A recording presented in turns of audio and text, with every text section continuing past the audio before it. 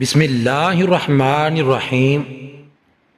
حضرت بایزید بسطامی رحمۃ اللہ علیہ بچپن میں یتیم ہو گئے تھے۔ ماں نے ان کو مدرسہ میں داخل کرا دیا۔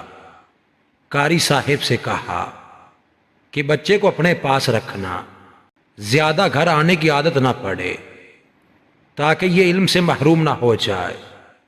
چنانچہ کئی دن قاری صاحب کے پاس رہنے کے بعد ایک دن اداس ہو گئے۔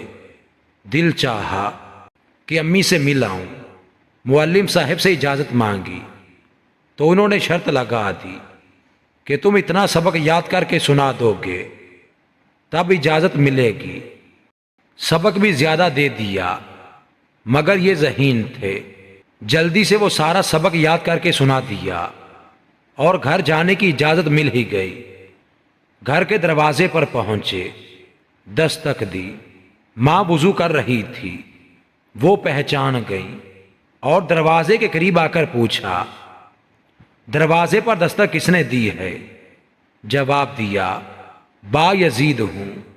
تو ماں نے کہا، ایک میرا بیٹا بایزید تھا، میں نے تو اسے اللہ کے دین کے لیے وقف کر دیا۔ تو کون بایزید ہے؟ ماں کے یہ الفاظ سنے تو سمجھ گئے کہ والدہ یہ چاہتی ہیں میرا دروازہ نہ کھٹکھٹائے۔ اب مدرسہ میں رہ کر بایزید اللہ کا دروازہ کھٹکھٹائے۔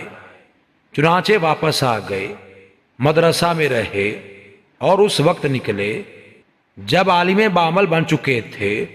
یوں اللہ تعالیٰ نے انہیں علم میں بلند درجہ عطا فرما دیا۔